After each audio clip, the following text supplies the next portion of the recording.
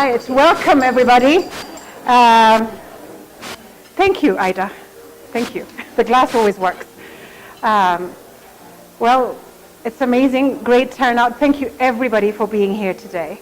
I want you to really welcome you to this unique friend-raising event, co-hosted by the Tsehay Zewde Memorial Scholarship Program that supports female blind students at Addis Abeba University.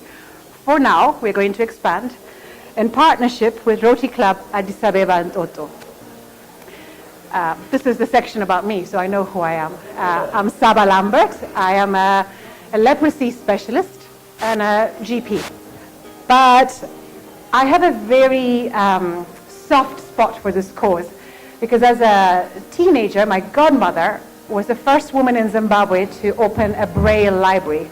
And all my free time, I had to do diagrams for school books that would be turned into plastified books for school kids.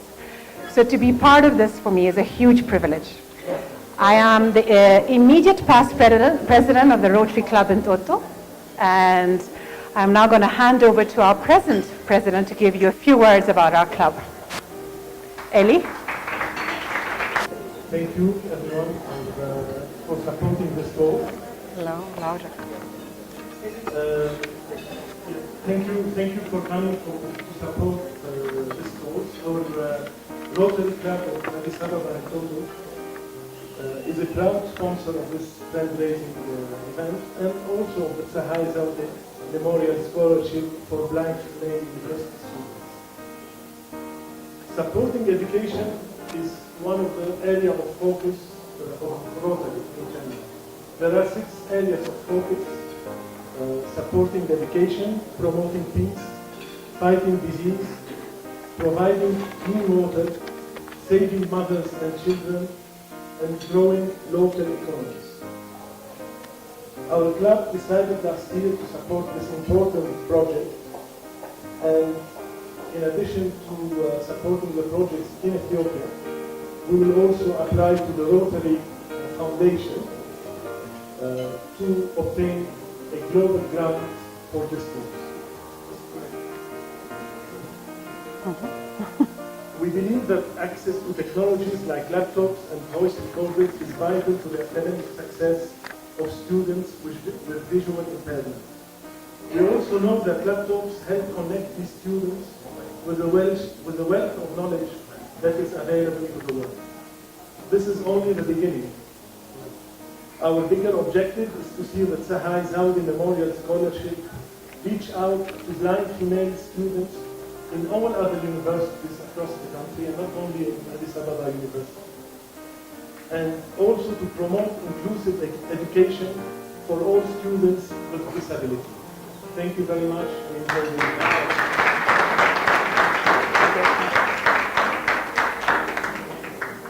So the objective of this event is twofold. Firstly, we celebrate blind women and honor world-class advocates for disability rights.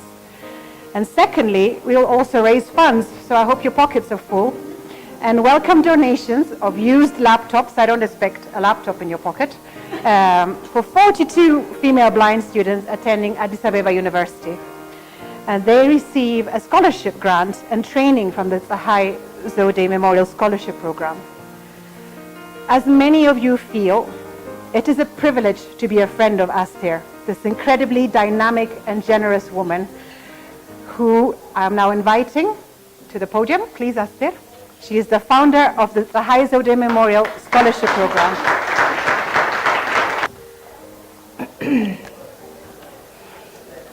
I'm very happy that you all came this evening, but I'm also very sad, and you know why. 23 years ago, on November 23rd, 1996, an Ethiopian Airlines Boeing jet crashed in the ocean and my sister died in that plane. This is in memory of Tsehay. But we had another tragedy on Sunday, and so many people died. Crew members, Hostess is just like a wonderful young pilot. Many of you know, and many of you know the family, Kenyan, Ethiopian. So today, as we celebrate blind women, I just want us all to take a minute, just close our eyes and say a prayer, have a thought for the families who lost their loved ones, families from 35 countries. Thank you. Single one of you for coming this evening. I didn't realize that you were all already my friends. So for me, it's strengthening our friendship. There are only very few new faces, and those new faces came with old faces who are very close to my heart. So thank you all for coming. Yay! I'm most grateful to my Rotary Club, Entoto, Addis Abeba Entoto. The lady standing behind me was the president of my club at one point, and she was pestering me to bring this project to Rotary, and I was resisting, and I will tell you why. This project is very close to my heart. I set it up as a memorial fund. I didn't ask anybody for help. I just wanted to remember my sister in a very positive way by helping young women who struggled to university and who are still struggling through university. And with just a little help, a little push, we can help them succeed. I'm really sorry that they're sitting all the way in the back. When you walked in the door, you may have seen them. They're on the left-hand side. እባካችሁ ከኋላ ያላችሁ አዲስዬ ርብቃ ሁላችሁም አንድ ጊዜ ተነሱ። እባካችሁ እዚህ የተሰበሰበው ሰው ሁሉ ለእናንተ ሲል የመጣ ስለሆነ እባካችሁ ተነሱ። More than the scholarship money that we give them, more than the life skills training, computer training, English courses, and job readiness training, and you name it, inspirational whatevers that we give them. For me, I have seen a transformation in these young girls, and it's only a sample that you have here. These are the coordinators. Actually, we have 42 scholarship recipients this year. And it means it is all the blind female students attending Addis Abeba University right now. No exception. No exception. We started with about 85 when I started in 2011. And you must be wondering, are there less and less blind girls, or what is going on? Actually, it's because most of the universities now caught on Addis Abeba University, and they have now disability centers. They are trying to help disabled people, so they don't send them necessarily to Addis. Next weekend I'll be going to Bahar Dar. They have asked me to try and set up the same program there. I've been to Mekelle before. So this program is not just for Addis Abeba University, it will expand. So as I said, really what is important is that we respect these girls, that we understand that they may have one disability, but they have many, many abilities, many of which we don't have. We don't have. Some of them would recognize your voice at a distance after 5 years. They don't have to see your face to do that. So this evening, we're going to celebrate the most amazing women who became global advocates for disability rights. My dear friend Yetna Bursh, who just walked in. Yetna Bursh is here with her husband, her family. I'm so happy that you're here. This woman has been an inspiration for me. I don't think I would have persevered with this program if it wasn't for Yeti. Yeti is always behind it. I will not tell you. Okay, no, I will tell them. I'll tell you a secret. Friendraising actually was coined by Yeti, not by me. So don't give me credit. She deserves it. Well done. Fundraising. She's an alternative Nobel Prize winner. You will hear more about it later. My other dear friend is going to be on video, and that's Haben Girma. I call her a dear friend. She's a little girl, you'll see. She could be my daughter. But Haben has a double disability. She's deaf, blind. But you know what? It's not just Addis Ababa University. It's not just Ethiopian universities. Harvard University didn't know how to deal with her.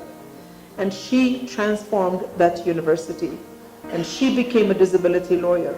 And today, you know, I don't know if you've heard, she'll tell you she's been to the White House 4 times. She's met Presidents Clinton, Obama, you name it. And Haben was here. I invited her 3 years ago to come and advocate for disability rights in Ethiopia. She did a beautiful job. And she wanted to be here today. The only reason why she didn't come is because she's writing a book. And she'll be coming in July or August to launch her book in Ethiopia and in Eritrea, which is the country of her parents.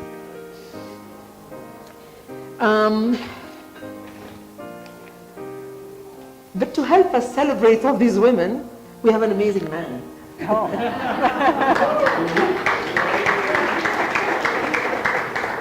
He's sitting right on my left. You saw him. Everybody notices Lemn when he walks in the door. Lemn is a poet. Lemn is a writer. Lemn is the Chancellor of Manchester University. Lemn is a lot of different things. To me, Lemn is one of the closest people I have in my life. Every single morning he writes 4 lines of poetry. That's the first thing I read when I wake up in the morning. And I've done that for many years. Lemn is here with his friends. Every time he comes to Addis, he has a whole group of friends who show up, and then they disappear until he comes back. So you have to come more often. One of the best things that happened last week, that happened to me, is that I met people. Wow, yes. I met people who I didn't know, knew Lemn, knew a lot about his life, a part of his life that he didn't know about. And I'm so happy to have been that connection. And now I have an extended family. They're sitting in the back there. Thank you very much, Yetunait and your mom and my cousin Seifa, for making this happen. And I hope that this connection will continue. We also have to celebrate. Okay, so we're celebrating, but we're also fundraising, but we're also fundraising, right? You didn't figure that one out. So in the back there, she's sitting back. I want you to stand up. People need to see this girl. She's a genius with a big G. Is it a G? That's Betlem Desi. She will be properly introduced. This is a woman who at the age of 9 years old, right, started developing softwares, was in business. She was hired by the Institute of, I don't, look, too many things. She has lots of patents, can you imagine? In IT, she works on artificial intelligence. She's worked on the, what's the name of that lady who came, who's a robot? Sophia. And she's going to tell you about her amazing journey. I'm so happy you could come. And I'm very happy that your flight to London was cancelled, so you can spend a little time with us.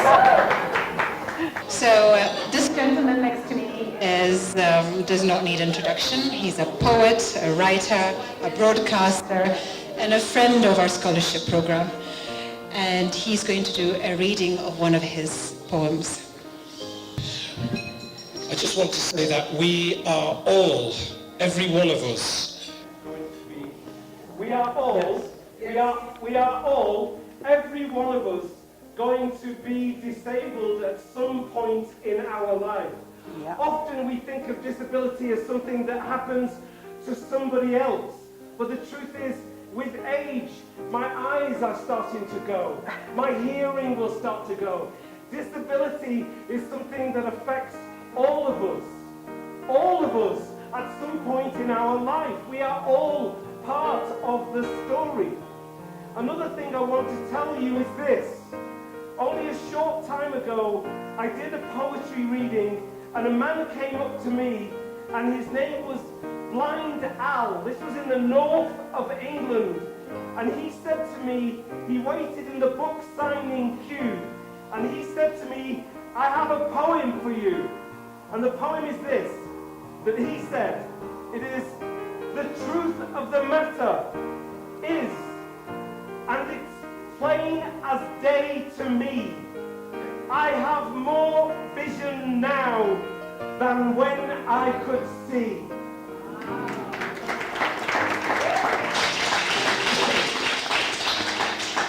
The poem that I'm going to read for you, with your eyes closed or with your blindfold on.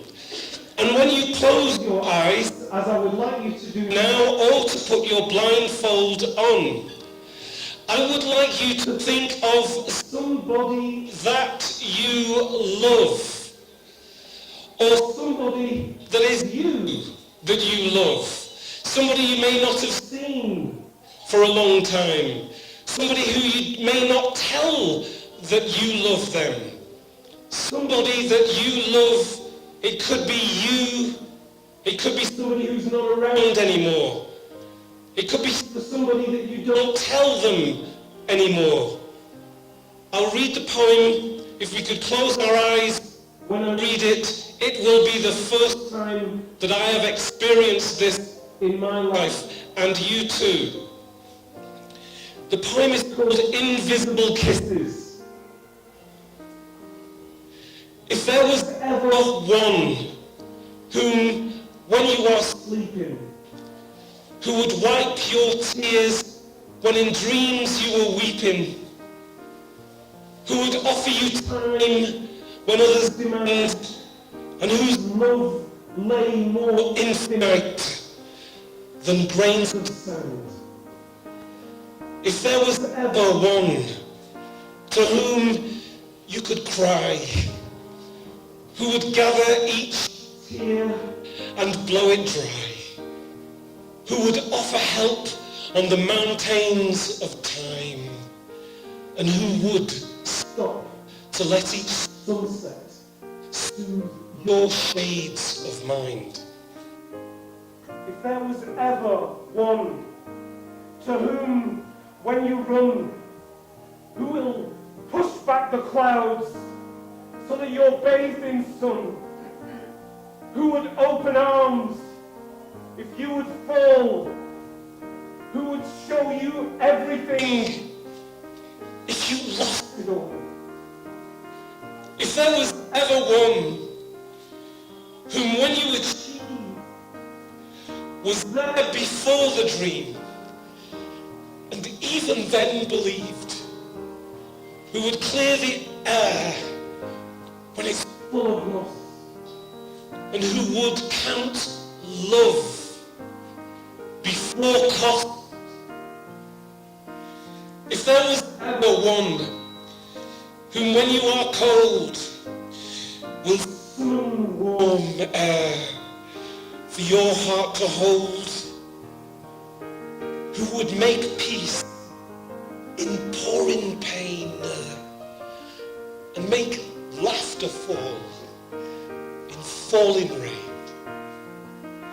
If there was ever one who can offer you this and more, who in keyless rooms can see open doors, who in open doors can see open fields, and in open fields see harvests yield, then see only my face in the reflection of these tides through the clear water beyond the riverside. All I can send is love, and all that this is, a poem and a necklace of invisible kisses.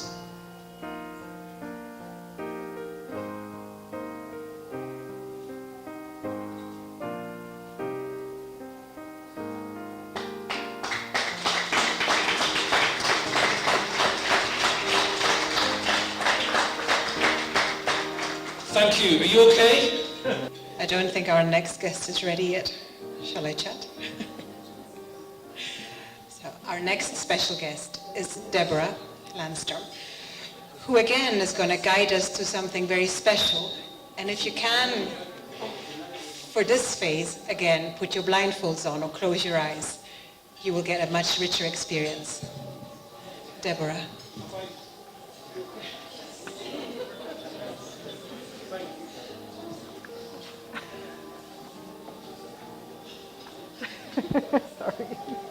This was beautiful, thank you.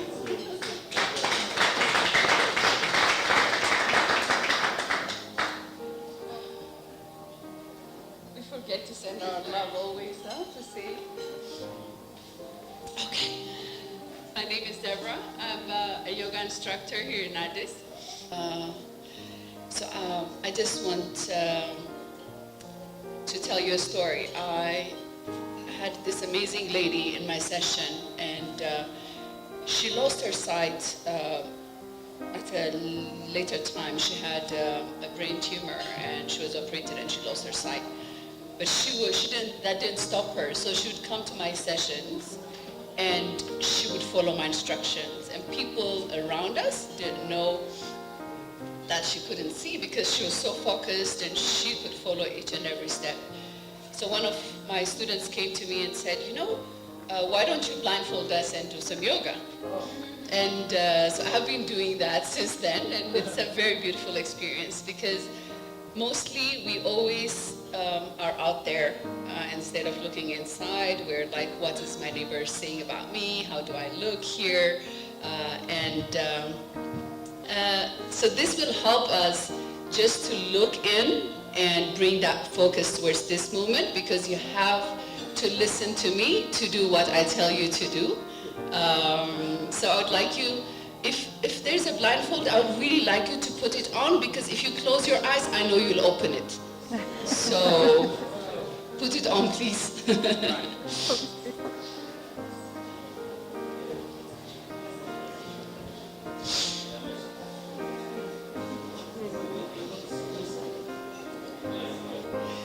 So the minute we close our eyes, we start to focus inwards. And that's where we find our true nature. That's where we find who we are inside of us and not out there. So let's just take a deep breath in and just exhale out. And then I'm going to ask you to do something very, very silly. But it's a very powerful exercise because it releases all the tension within you. So your neighbor is not going to look at you, and you don't know how your face is going to look into this. So squeeze your face to your nose as if you're eating something really, really sour. So just squeeze it towards the nose. Make an ugly, ugly, ugly face. No pictures. No pictures, please. So while we're enjoying the rest of dinner, I think the mains are about to come, so I hope you're not too full. We're going to play a video of Haben, who's sent this message specifically for today. Okay.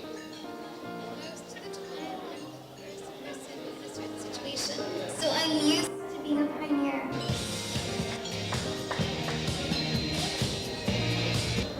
A lot of my friends know better than to tell me that I can't do something, because that's actually encouragement to try to find a solution.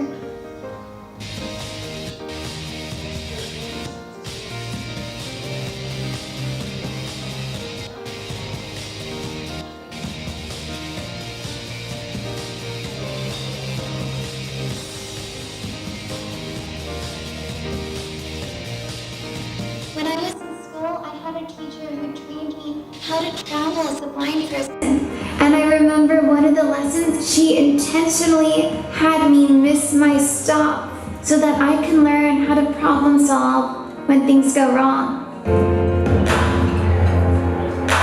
Many students with disabilities don't have access to information when they're in school, and we need to make sure the schools have access to accessible technology, have access to qualified teachers who can provide training.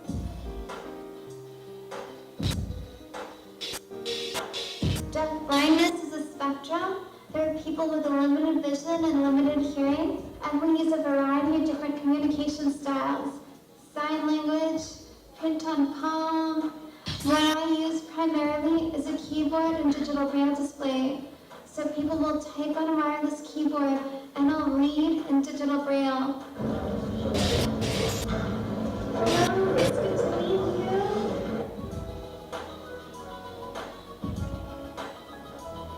Her job is to navigate around obstacles. I make the decisions and she follows me. When I was young, I had to teach people what I need. And that process helped me build up self-advocacy skills. There was one incident when I was in college. College cafeteria would provide menus only in print, and blind students couldn't access the menu. Later, I did research. I learned that I have a right to information, and I returned to the cafeteria manager and explained, I'm actually not asking for favors. I'm asking you to comply with the Americans with Disabilities Act.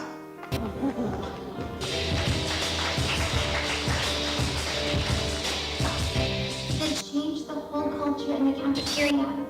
They started providing menus in accessible formats, and that taught me that if I advocate for myself, I change the community.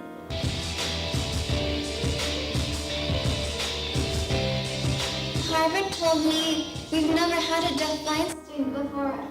And I told Harvard, I've never been to Harvard Law School before. We didn't have to hold hands, so we pioneered our way, using assistive technology and high expectations.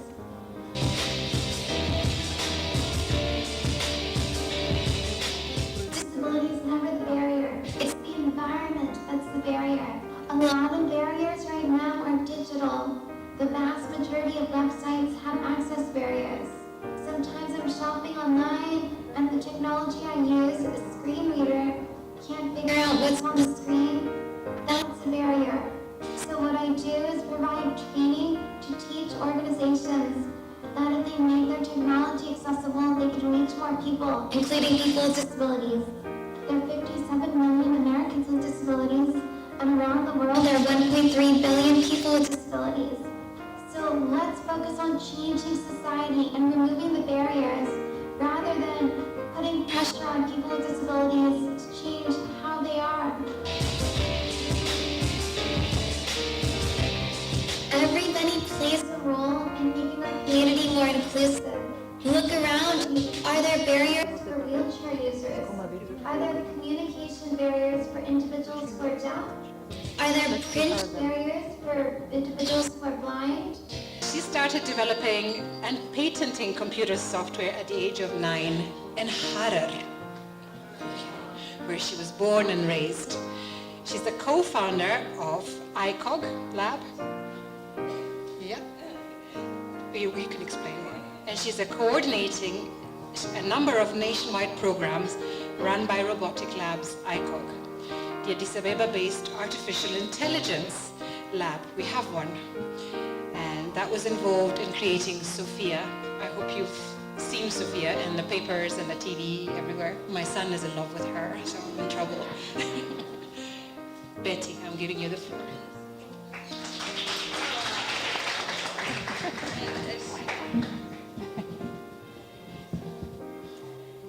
Thank you very much. It's really a pleasure to be here. I was just introduced to Aster about, I would say, 3 weeks ago by Malak, who's sitting next to her. He had just texted me saying, okay, we're used to use mentoring kind of program in Ethiopia and we'd like you to join in and come and help us out. So I met Aster then, and then while we were talking, and then I shared my story with her, then next thing you know, she called me and said, we're raising funds to give laptops for these blind women who are in university. So I'm really excited to be here. I was just telling Aster that please, please, please don't put me, don't let me speak after Yatnabash, because it's really, I mean, she is amazing. I just had a chance to hear on Women in Science and Leadership Conference in Mekelle. And Lemon Tsehay, who I'm really a fan of, I first got to hear him speak at a TEDx event in Addis Abeba, and I'm Meskel. And then I even wanted to get one of his poems, which is called What If, tattooed on my body. So I'm a huge fan of both of these amazing people. I'm here today because, as mentioned, I'm currently a coder. I work on developing different types of softwares and mobile applications and such. But I started out early. I was 9 when I first started coding. So I started out because I was celebrating my 9th birthday, and I asked my father for some money. So he told me, I'm busy today, don't ask me for money. So what I did was I edited some videos, I copied some music to people's phone, and then I made about 1,600 Ethiopian birthdays. So I celebrated my birthday. And that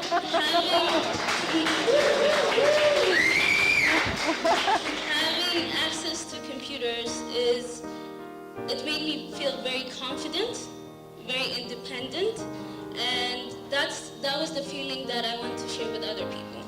So currently I'm working with iCoke Labs, which is an AI and robotics company founded in Ethiopia. It's very famous for the Sophia the robot. What I do in collaboration with them is I ran 2 projects. One is called iCoke Anyone Can Code, which aims to teach children from age 8 to 18 on the basics of coding and robotics. So we do after-school programs, we do summer camps, and we also do a lot of workshops. And the other one is called Solve It, which is a nationwide innovation competition. It's currently being run in 15 cities in Ethiopia, and it's about letting the youth use technology to solve their community problems. So, I mean, I've seen a lot of innovation for people with disabilities. There are people in our Solve competition, they have designed artificial eyes. They recognize different kinds of characters, especially Amharic, and then give the response back to the person in sound. So there was a lot of innovations. But I'm here today to talk about how important it is to give people access to information. Because as I told you before, I first started coding, and being able to make my own money, being able to feel independent and confident came from a place of me creating something for myself. And I believe giving that kind of access to people is very important. And that's why I started my program, which is called Anyone Can Code. And believe me, I'm planning, it's been in the works, we're planning to do coding training for disabilities, people with disabilities, because many of you, I was just Googling when I was coming to this event, and I also saw there are a lot of blind people who are currently coding. They're creating their own types of softwares, right? So these people are able to create. So I believe this is something that you could give to some of the women who are here today. And I can't even explain how important it is being able to code, because I was just having a conversation last week and someone told me, so an author writes for a living, right? But everyone knows how to write. You don't necessarily have to be a writer to know how to write. So coding is going to be the same thing in the next 5 to 10 years. So being able to equip these women with even access to information, access to this kind of technology is very important. And I appreciate everyone who came here for this fundraising, and I hope you continue to support people. I hope you get your children into coding, your sisters, your brothers, everyone around you, because I know it's necessary. And one thing that I really want to advocate is that we see a lot of biases, especially in the technology community. I want to give you just one example, which I always give to people. It's more on the AI side, but there's the word association AI tool. So for man, when you associate it with king, right? So to women, you associate it with queen. Man is to brother, well, female is to sister. So this association kind of tool was given. If doctors to men, then what is it to women? So it responded with what? Nurse, right? But it doesn't necessarily mean women are always nurses, right? They can also be doctors. So this is a problem because not a lot of women, especially, are involved in the development of these AI tools or these technology devices that we're using today, and especially people of color. And I think we should also think about people with disabilities.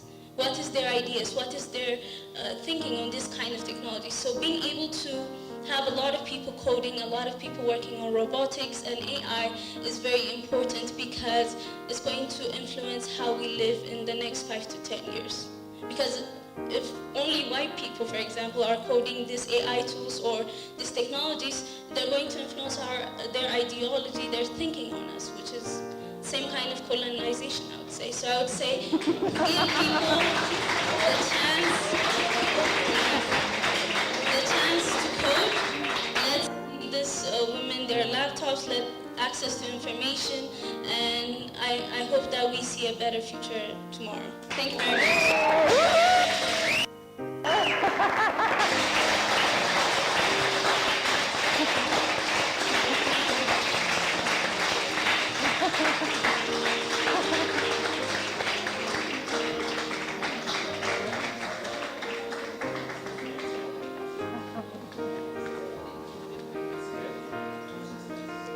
Betty, thank you very much.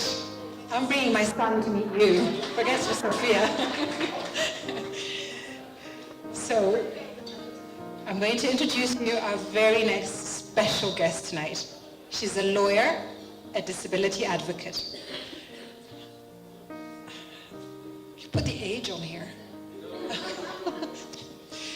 She's married, and she's the mother of 3 beautiful girls. She attended Shashamane Catholic School for the Blind, and then the Menelik II Secondary School, an all-inclusive school. Does that mean they're boys in the school? Or no? Okay. I come from a Catholic background, so boys and girls had to go to different schools. Sorry. Same school. She obtained her first degree in law from Addis Abeba University and her master's degree in social work. She's received a number of national and international awards, and she volunteered in more than 20 organizations, including the Ethiopian National Association of Blind Women. She founded a local organization called the Ethiopian Center for Disability and Development to promote the inclusion of persons with disability in different development programs. As of 2016, Yedna Bush works with Light of the World, an international disability and development NGO, which she had previously represented as a member of the International Board of Ambassadors. In September 2017, Yedna Bush was named a joint winner of the Right Livelihood Award. That's the Alternative Nobel Prize for the inspiring work promoting the rights and inclusion of people with disabilities, allowing them to realize their full potential and changing mindsets in our societies. Yedna Bush, I welcome you to our evening.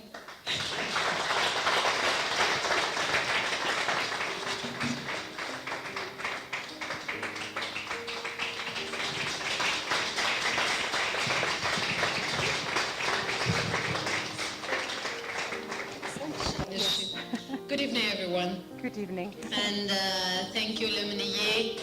We have to call him Lemonier because Lemonier is our Ethiopian Lemonier. So for me, Ye, I only call Ye somebody who's mine. So Lemonier, thank you so much for coming and joining us tonight. You know you're my inspiration. And for too many, actually. And I thank my niece who lives in London, who has really given me your book for my life, for my birthday, and I always tell people about your strong poems, which I cannot really, they're countless for me, but I always say that I love the quote which says that I'm not defined by the scars of my wound, rather by its ability to heal.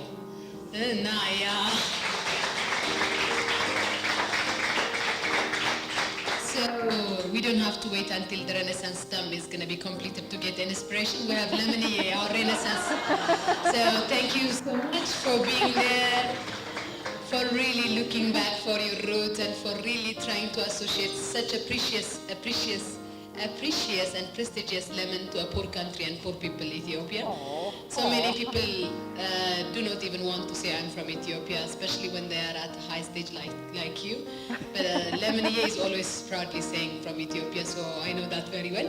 So as to Ye, I know lemon is my gift from you on my special day, so I always treasure him and put him in my heart. I couldn't do a poem in English because if I do, it should be lemons.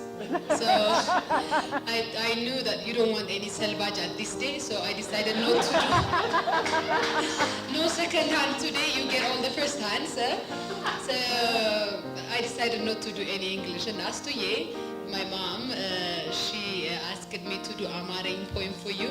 But since everybody can do it on YouTube, I also decided not to give you another selvage. So I'll just do 2 poems in Amharic just to balance. And I really apologize for my Farangi friends because today is Friends Night. And Astuye, thank you for buying in my silly Telkasha idea and taking up this fundraising, and quite so many micro and small ideas, including bringing Loliye, Deborah, as they call her, Loliye, a very close friend, like close to the heart. And I really want yoga to be a practice in every meeting because we lie a lot in meetings. So if we have to speak the truth, we need yoga as a coffee tea break. So please, I urge you, take yoga. We lie a lot in meetings and people trust us because they are official. Meetings are official. So if you really want to speak the truth, please go. And if you really want to live the truth, please do as much yoga as possible. Less bottled waters and more yogas will really keep us dehydrated, so please. I'm not saying don't drink water. Anyways, I decided to do short and it's getting longer and longer. Okay, I've got 2 short poems. The first one is I Garamim, and I just wrote this poem in this room. So you are allowed to comment later on Facebook, but please, it's not written. I just wrote it as Lemon was speaking and as we close our eyes. And it says, I Garamim. ለራሱ አድልቶ ፈጣሪ እንዲህ እንዲሆን ፈቀደ ሊበሩ ከተጠሩት ውስጥ የወደደውን ወሰደ በኮሞሮስ ደሴቱ ላይ ጠልቃለች ያልናትን ፀሐይ ኢትዮጵያ ላይ ወጣየናት በስውር አይኖች ልትታይ ምክንያቱም እሷ ቅኔ ናት የሰምና ወርቅ እፍታ ከቤቷ ያልተመለሰች ሰው ከቤት ልታደርስ ወጣ አመሰግናለሁ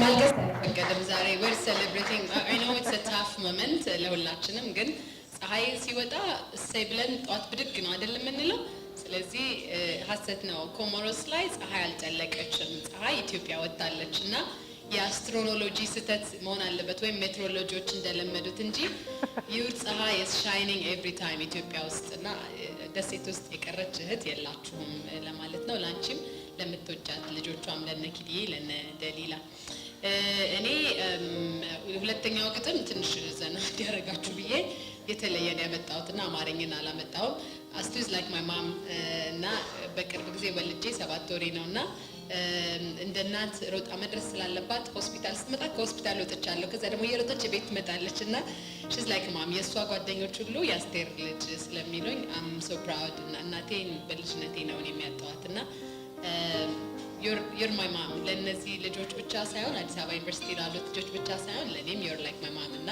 ሲያመኝ ልጆቼ ፊቨር ሲይዛቸው she's the first one to arrive to call to consul which ከሆነና she's a mom ሁለት ወልዳ በጣም ብዙ የምታሳድግ ሴት ማቃት እንቆቅልሿ አስቴር ናት መልሷ ማለት ነው so give her a big love እና እኔ የፀሐይ ዘውዴ ሜሞሪያል ስኮላርሽፕ በንፍሸሪ አልነበርኩም፣ ግን ኦልዌይስ በንፍሸሪ ነኝ። ቢካዝ ለእኔ እነዚህን በጣም ወዳቸውን ቆንጆ እህቶቼን ስታነሽልኝ እና ቆንጆ አድርገሽ ኢምፓወርድ እና አዲስዬን ስታወጪልኝ የት ነበርሽ የሚለው ይቀንስና እኔ I can do other things, I can be somewhere else. So thank you for producing quite so many የት ነበርሽ, and no patent issue here. እሺ, my second poem says ፍቅር አበድረኝ. Do we have anybody from the banks here? We don't have them? Okay, they should come here next time. I think we should do this fundraising. I encouraged Aster, we have to do it. She decided just to celebrate Lemon and Nanchin, and I said no. Lemon and I have so many friends, so you have so many friends, so let's raise the friendship. So it's friendship, and there is somebody who I didn't name, but another friend who's very moody, having a big dream with a short heart, with a small heart, with a short height, called Yusuf. All these are friends. I'm sure Astuya has a moment to. Where is? You can't see him unless he stands on the table. Yeah. Oh, there he is. Okay. Yeah, you can see him there. I can't see him. You see? So people like Yusuf who really encourage us that she needs more Yusufs, more friends. So ፍቅር አበድረኝ ለስብስብ አንጀትህ ሰርክ ለሆነበት ፍቅር የቤት ስራ ለርቱ አንደበትህ ላፍታ ሳይታክተው መውደድ ለሚያወራ የሚስተካከለው አጸፋ ለመስጠት ስላቃተው ልቤ ሳገኝ የምከፍልህ ፍቅር አበድረኝ ልውደድህ በዱቤ ፍቅር አበድረኝ ብቻህን ወደኸኝ አሳር ከምትቆጥር ላልመጣ ስታቀው በናፍቆት በስስት ሰዓት ከምትቀጥር ላትይዘኝ ስታጠምድ ላትገለኝ ስተኩስ ከምትስት ኢላማ እኔም በሰሚ ዘንድ ፎንቃ የማይገባት ከምባል ገገማ አንድ ሁለት ቆጥሬ የምመልስልህ የሞላልኝ ለታ አበድረኝ እስቲ ከተትረፈረፈው የፍቅር ወሮታ ፍቅር አበድረኝ የቀጠርከኝ ለታ እንገናኝ ብለህ በስንት ተማጽኖ መርዶ ልታረዳኝ ትመጣ የመሰል ትካዜ ገኖ ምነው የሚያመጣው መንገድ ተዘጋግቶ የታክሲው ሹፌሩ በትራፊክ ተቀጥቶ ከረዳቱ ጋራ በመልስ ተጣልቶ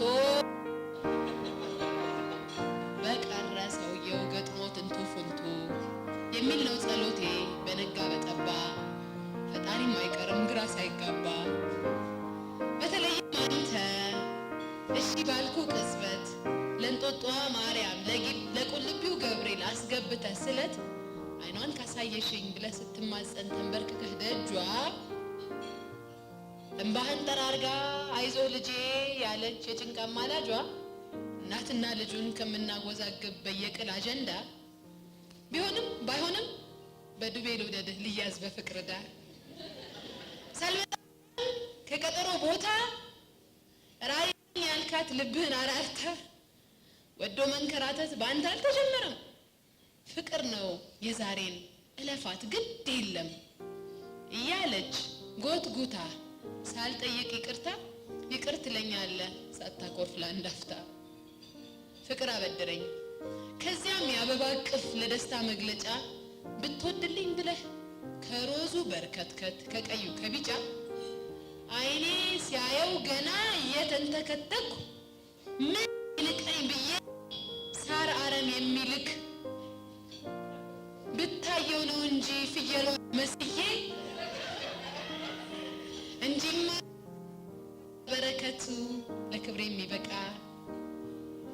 ብዬ ዋርቅና ከቀልቤ ስመለስ ከራሴ ስገናኝ አፍቃሪው አንተ እንጂ እኔ አንዳችም ፍቅር እንዳልነካኝ ገባኝ ፍቅር አበድረኝ እና ምን አለበት ቀን ወጥቶልህ አንተ ፍቅር ተትረፍርፎ ልብህ ብቻ ሳይሆን ፍቅሬ ግንባርህ ላይ ተጽፎ እስኪ ሰማ ድረስ ከሰማይ ሰማያት አርያምን አልፎ የኔ ልብ ደንዳናው አልበገር ያለው ለወንድ ልጅ እንባ በአላፍ አሜሃ በጉምቱ እጅ መንሻ ሆዴ የማይባባ ባይኖረኝ ነው እንጂ ያስቀመጥኩት ፍቅር ብዬ ለክፉ ቀን ወድጄ መስሎ ነው ወድ ስትል አንተ እንደበቀቀን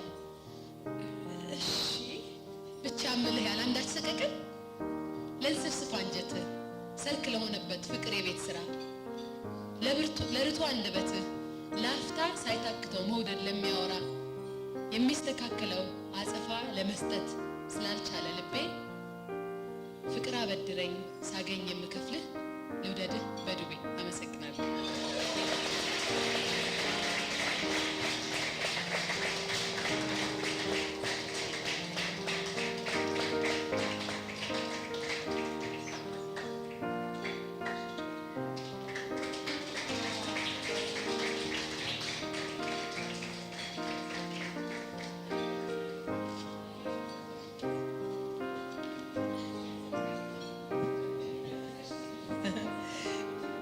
Now you understand why Betty said, never speak after Yeti.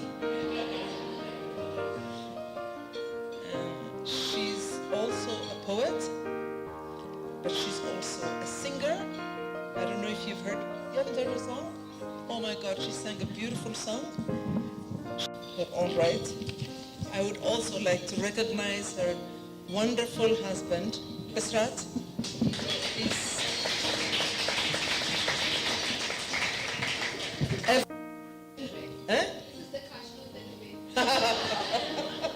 This is the cash, not the ዱቤ። ሰማችሁ? ሰምታችኋል አይደለ?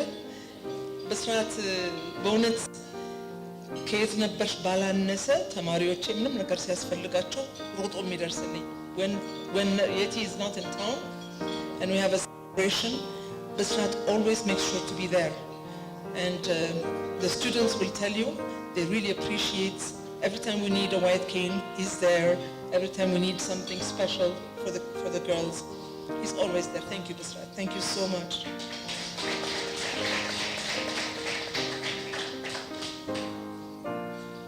I know Yeti doesn't like surprises, but I'm going to surprise you. And it's funny because I'm sure you know what I have in my hand, but maybe you don't. I'm not sure about that. So Yeti, on the video, Haben Garma was talking about technology, how technology helped her through her education. When Haben first came here, the first thing she said to me is, if you want to talk to me, here is the keyboard. It's connected to my braille reader. Type anything you want, and I can read it on my braille reader. And you know, I'm a perfectionist. Every time I made a mistake, I was doing back manamen. She says, come on, you can just write it. I can read it. And that's the same braille reader that she used for many years. She gave it to, at the time, the foreign minister that we had here, Dr. Tedros Adhanom. They had a very long conversation. One thing that he told her was that she was a great inspiration for his 8-year-old daughter, who was very jealous of her, because he always talks about her and sees all her videos. Now, Yeti, 2 weeks ago, Haben's dad, you know him very well since you invited him and all of us to Mekelle last 3 years ago. Girma Kidane, some of you may know him. He went to St. Joseph's School. So he's a guy from Addis, although both parents are from Eritrea. Girma came and he called me and he said, Haben sent me with a special present. She knows that you're going to organize an event. She wanted to be here, but since she can't be here, she sent her braille reader to be given to a deaf-blind girl among the girls at the university. I looked at him and I said, Girma, I wish there was a deaf-blind girl at the university. There is none.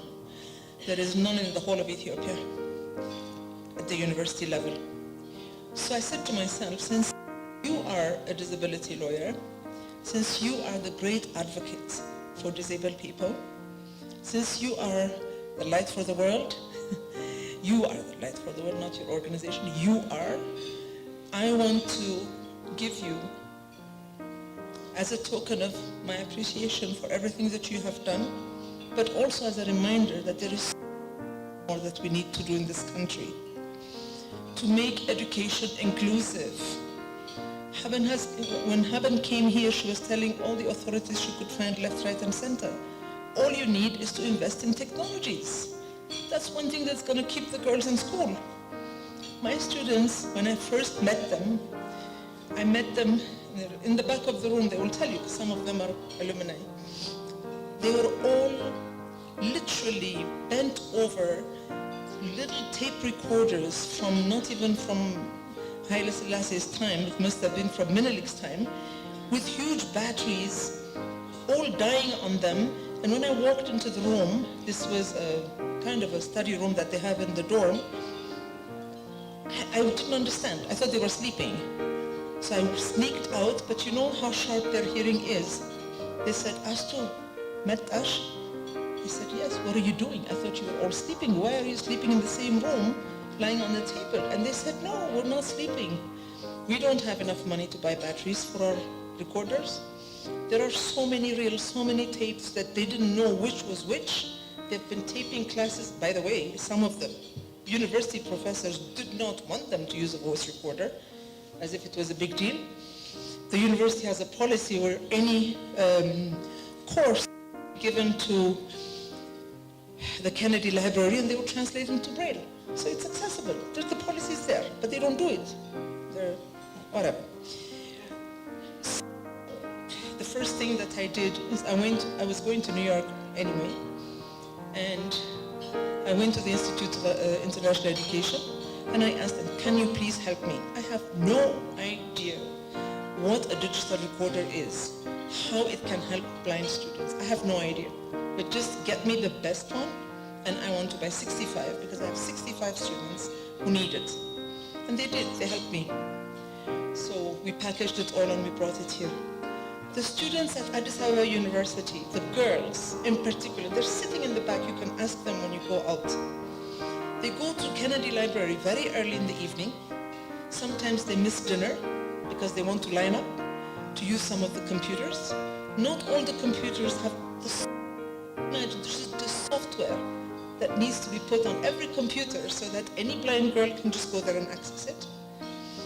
JAWS, it's called.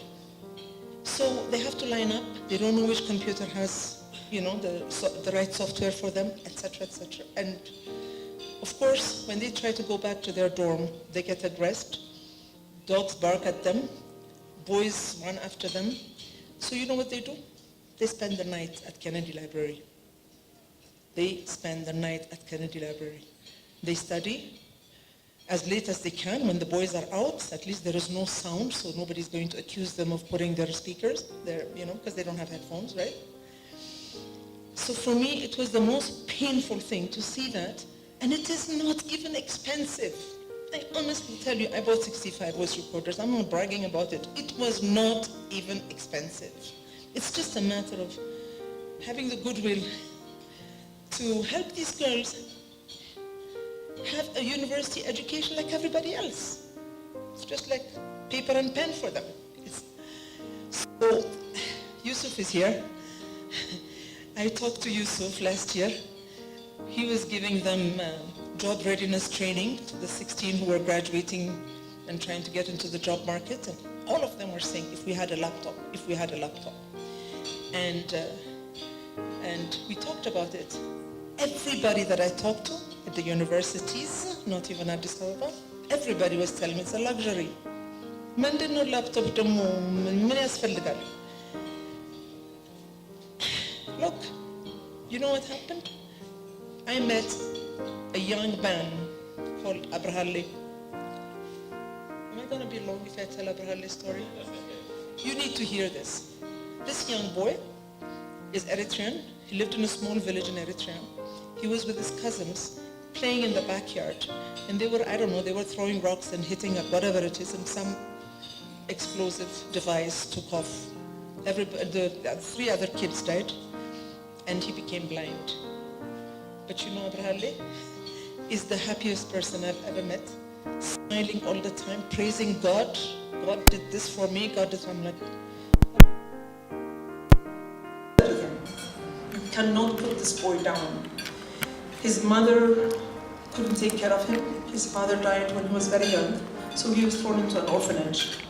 But Abrahale met not friends, not family, He's not like your average Eritrean that has family in America or in whatever who can sponsor him. He doesn't know anybody.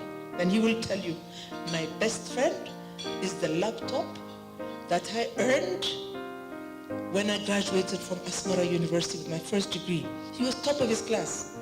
He's blind. All the others were not. But he was top of his class. So I learned the importance of a laptop from Abrahalle. Abrahalle, you know where he is now? Yusuf. Yusuf has done. I basically took him and gave him to Yusuf. He hired him. He did everything for him. Abrahalle is in Italy. Yes, landed immigrant. Abrahalle, when he was told that he was selected to go to Italy, you know what he did? He went on his laptop and he learned Italian. I left Addis. 3 months later, Abrahalle spoke perfect Italian, wrote perfectly Italian. I couldn't believe it. And now he's in Rome, not in Rome, close to Milano, right? He writes to me in Italian.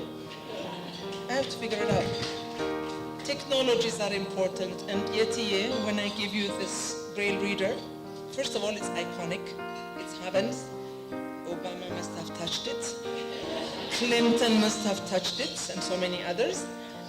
But it's also a reminder that, please, let's continue to work together. Let's continue to build friendships to help these girls achieve their dreams. Yetiye matta.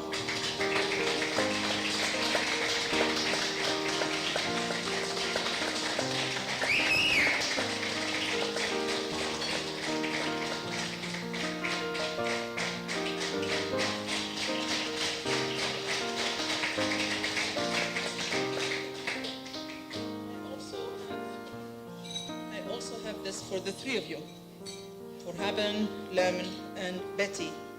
This is my sister Tsehay. Celebration of Blind Women, March 2019, Rotary, Addis Abeba Entoto, Tsehay Zewde Memorial Scholarship Fund. Yetiye, it's a photo that was engraved by young people here in Addis, and I really want you to have one.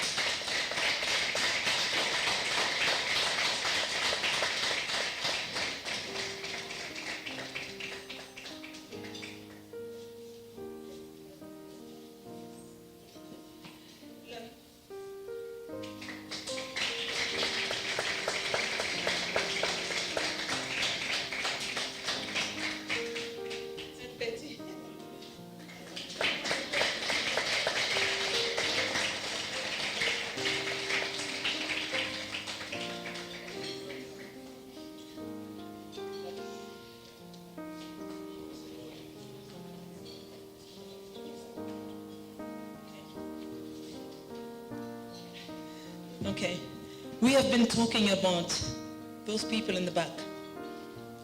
They wanted to sit in the back, they wanted to sit together.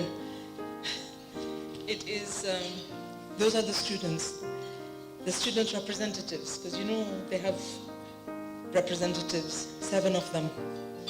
They're all in the back. I also have a few alumni who are wonderful. Once they graduate from university, the blind girls that were part of the scholarship continue to help me. So it's one of them, Addis Alam. Addis Pakistan. This girl, Zuri Linye Bakish Wadezi. Acham Bakat.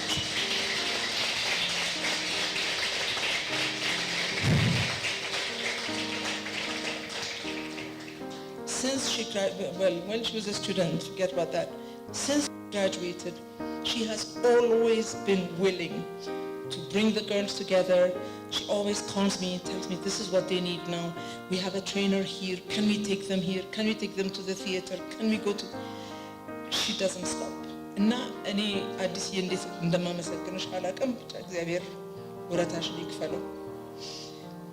But I'm going to introduce 2 of them, and they're going to speak. You know why?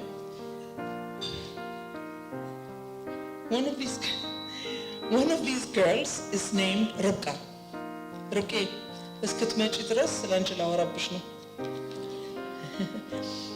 You know, Rubka called me a month ago. She graduated from Addis Abeba University in political science. I think it's political. She left the scholarship program, and I see her from time to time. You know, we always get together. We have breakfast at Lucy in Meskel. And she called me one day and said, "Are you serious? Is the president of Ethiopia your sister?" I said, "Yes." She said, "I just met her. She came to give us a talk at the Civil Service College, where Rubka was being trained as a diplomat." See, she called me to tell me about my sister. She didn't tell me about her being a diplomat.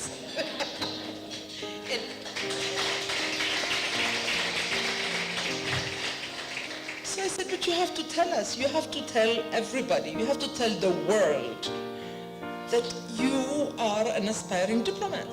She's being trained, I think it's a 6-month program at Civil Service College, so I made sure that a taxi or a ride would go and pick her up and bring her here. So, okay, nowadays, I want her to speak. So that I don't lose so much time, the next person is Banchi Gize. Banchi Gize is another student of mine. She graduated last year. She's doing her master's, so she continues with the program, because I always, you know, as long as they're in the university, they're part of my scholarship program.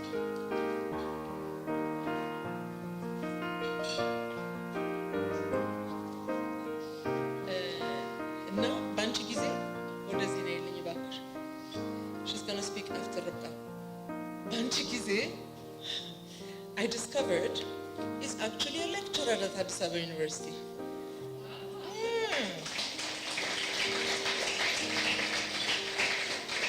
Banchi Yemetash? Okay. So Banchi is, she graduated last year. She's in a master's program. So she's now at Addis Ababa University as a lecturer, but at the same time, she's in my scholarship program because I'm still helping master's students. So she's the bridge between the alumni and the other students.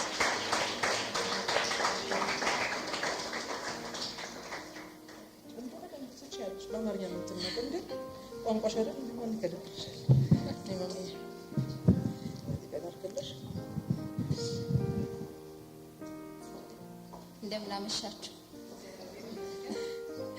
ያው ስፒቼን በአማርኛ ነው ያዘጋጀሁት። እንዳጋጣሚ ብዙ እንግሊዘኛ ተናጋሪዎች እንደሚኖሩ አልሰማሁም ነበር፣ ወይም ደግሞ ያን ያክል ኢንፎርሜሽኑ የለኝም። ግን it's really a great honor to stand in front of all of you, especially Lemon. I heard your poem. It's really touching. I touched by your poem. So what could I say about the poem, because it's self-expressive. So thank you for the poem.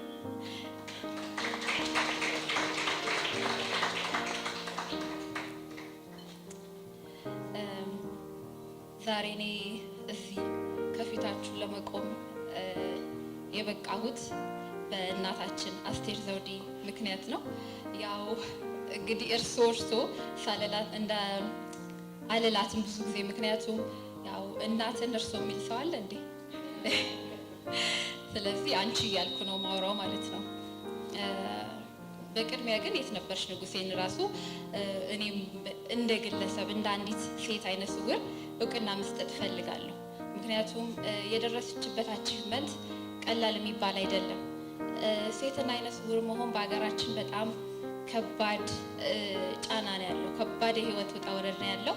እርሷ ግን ይሄን ሁሉ በማለፍ እዚህ ቦታ ላይ ትደርሳለች። ስለዚህ እሷንም ለሁላችንም በተለይ ለሴት አይነ ስውራን መነቃቃት ስለሆንሽን በጣም ያለኝን ክብር ልገልጽልሽ ወዳለሁ።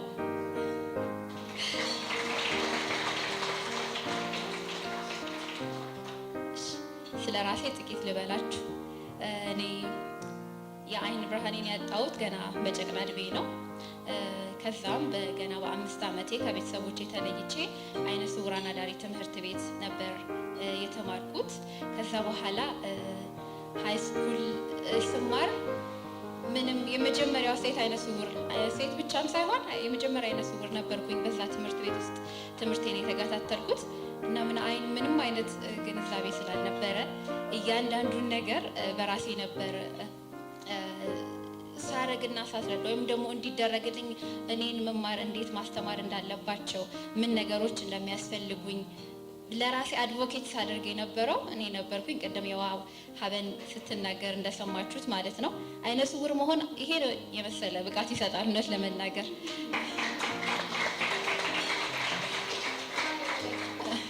እንደውም አንድ የት ነበርሽ ብዙ ጊዜ ደጋግማ የምትናገረውን እኔ ራሱ እዚህ መድገም እፈልጋለሁ። ያው እንትኑን ክሬዲቱን ለእሷ ሰጥቼ ማለት ነው። አይነ ስውር በመሆኔ እድለኛ ነኝ ትላለች።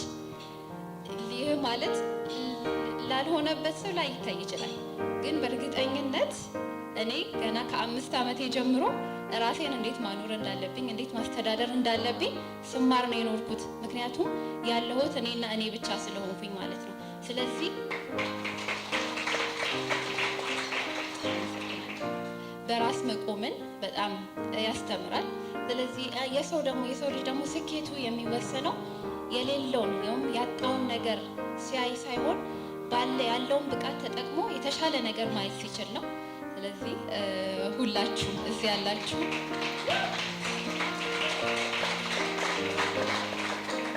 አይነ ስውራን እዚህ በመብቃታችሁ እንኳን ደስ አላችሁ እና ደግሞ ለሌሎችም ድምፅ ትሆናላችሁ ብዬ አስባለሁ። የት ነበርሽ? ያው ብዙ ድምፅ ሆናለች። ምክንያቱም እኔን መንገድ ላይ የሚያገኙ ሰዎች ሁሉ የት ነበርሽን ታውቂያታለሽ ይሉኛል። አዎ እላቸዋለሁ። እንዴት ነበርሽኝ ምናምን ይሉኛል ብዙ ጊዜ እና እኔም አንዳንዴ እንትን ሲልብኝ ምንም ችግር የለም ታዩኛላችሁ፣ ከየት ነበርሽ የበለጠ ነው መሆኑ እላቸዋለሁ።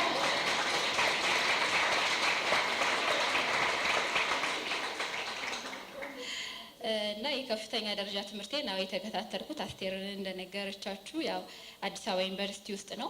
በአዲስ አበባ ዩኒቨርሲቲ የአስቴር ዘውዴ ወይም የፀሐይ ዘውዴ ሜሞሪያል ስኮላርሺፕ መኖር ልክ በበረሃ ውስጥ ጭው ባለ በረሃ ውስጥ ውሃ እንደማግኘት ነው የሚቆጠረው።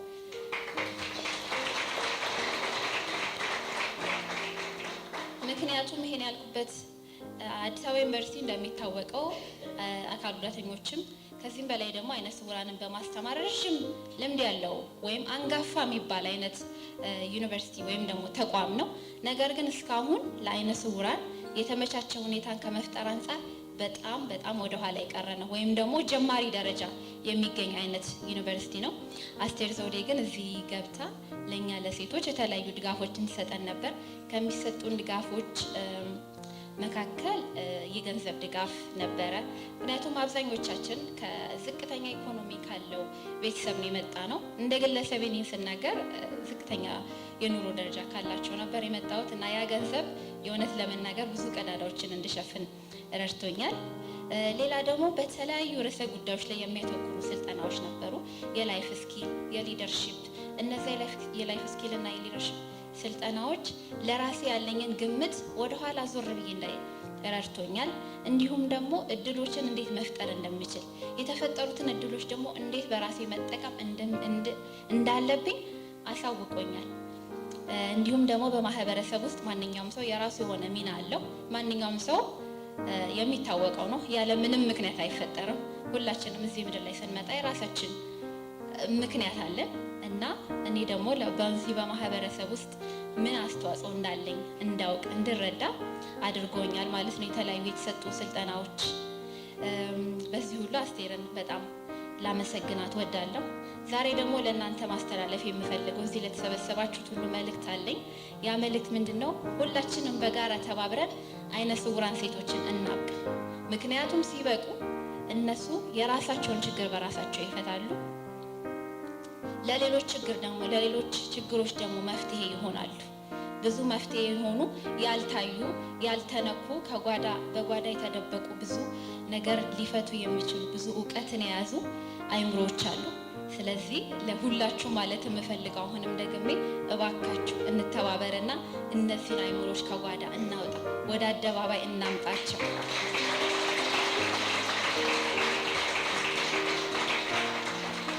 ምክንያቱም ምክንያቱም ሀገራችን ኢትዮጵያ ያው ተደጋግሞ ኋላ ቀርራት ይባላል። ግን ሀገራችን ኢትዮጵያ እውቀት ወይም ደግሞ የሚችሉ ሰዎች አታ አይደለም ስላልተጠቀመችባቸው ነው። ስለዚህ ለእናንተም እዚህ ላላችሁትም በእርግጠኝነት ብዙ ጥያቄዎች ይኖራችኋል። ለዛ መልስ የሚሰጧችሁን መልሶች የምታገኙት እነዚህ ልጆች ስትቀርቧቸው ነው። ያው ቅድም እንደተናገርኩት ብዙ ችግሮች አሉ ብያለሁ። እነዛ ችግሮች አይነታቸው ብዙ ነው። እንደ ሁኔታው እንደ ቦታው አንድ አይነ ስውር ሴት ብዙ የሚያጋጥሟት ነገሮች አሉ። ያንን ለመረዳት የምንችለው ግን ቀርበን ስንረዳቸው ነው። ስለዚህ ቀርበን እንወቃቸው። አስቴር ዘውዴን እንደ አሪያ አድርገን እንከታላት። በእርግጥ ብዙ ነገር የሰራችሁ አላችሁ እዚህ ውስጥ። አሁንም ቢሆን ስራችሁ ይቀጥል። እንተባበር እባካችሁ፣ እናውጣቸው፣ መፍትሄ እናድርጋቸው። ከውስጣቸው ውስጥ ያለውን ችሎታ እንጠቀምበት፣ እንዲጠፋ አንፍቀድ። አሁን እኔ እንደነገርኳችሁ አስቴር ቅድም እንደገለጸችላችሁ በውጭ ጉዳይ ሚኒስቴር የመጀመሪያው አይነ ስውር ነኝ። በኢትዮጵያ ደግሞ የመጀመሪያው ዲፕሎማት ለመሆን እየሰለጠንኩኝ ነው።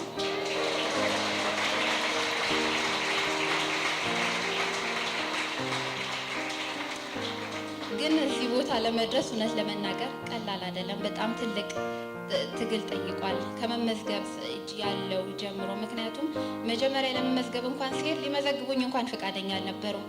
አንቺን እንዴት እናደርጋለን? አንደኛ ብሬል የለንም ምናምን አሉኝ። ምንም ችግር የለም፣ ብሬል ከሌላችሁ በኮምፒውተር ፈትኑኝ አልኳቸው። አይ በኮምፒውተርማ እንዴት እንደሆነኝ አናውቅም ምናምን አሉኝ። ምንም ችግር የለም፣ ኮምፒውተሩንም ብሬሉንም ካልቻላችሁ የሚያነብልኝ ሰው አምጡ፣ እኔ በዛ ሰው ፈተናለሁ አልኩኝ። ከዛ ያው እያንገራገሩ ነበር የተቀበሉኝ። ከዛ በኋላ ያው ለፈተና ቀረብኩኝ። ፈተና እውነት ለመናገር በጣም ጉልበትን በቃ በአካል ስንናገረው ጉልበትን የሚጠይቅ በጣም ተከታታይ ፈተናዎች ነበሩ። ከዛ ሁሉ ውስጥ ተጣርቼ ዲፕሎማትነቱን ልቀላቀል ችያለሁ። ነገር ግን አሁንም ቢሆን ያለው ውጣ ውረድ እንዲህ የሚታይ አይደለም። እንደነገርኳችሁ የመጀመሪያዊቷ እንደመሆኔ መጠን ምንም አይነት ግንዛቤ የለም፣ ምንም አይነት ማቴሪያል የለም፣ ምንም አይነት የለም ስለ አይነ ስውር የሚሆን አይነ ስውር እንዴት እንደሚሰራ። ስለዚህ ቅድም እንደነገርኳችሁ ከህፃንነቴ ጀምሮ ያዳበርኩትን አድቮኬሲ በመጠቀም ለሀገሬ ምርጥ አንድ በዓለም አቀፍ ደረጃ ሀገሯን የምትወክል የሀገሯን ችግር የምትፈታ ሀገሯን ደግሞ የምታስተዋውቅ ጥሩ ዲፕሎማት ሆናለሁ ብዬ አስባለሁ።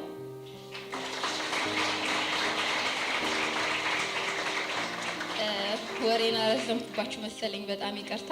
በመጨረሻ መናገር የምፈልገው ስለዚህ ዲፕሎማቶች አሉ፣ ሎየሮች ይሆናሉ። እኛ ሀገር እንደውም አልተሞከረበትም እንጂ ዶክተርም ይሆናል እኮ አይነ ስውር ሌላ ሀገር የተሰራበት ነገር ነው እና ብዙ ብቃት ያላቸውን እናወጣለን። ስለዚህ የእናንተ አስተዋጽኦ ደግሞ ዛሬ በጣም ዋጋ አላት። አንድ ነገር ማለት እፈልጋለሁ። የአንዲትን ውሃ ጠብታ ጥቅም የሚያውቀው ባልዱን ያዘው ሰው ብቻ ነው። የእናንተን አስተዋጽኦ ጥቅም የሚያውቀው ግን የተጠቀመበት ወይም ተቀባዩ ሰው ነው። ስለዚህ ሳትታክቱ አስተዋጽኦችን አበርክቱ። አመሰግናለሁ።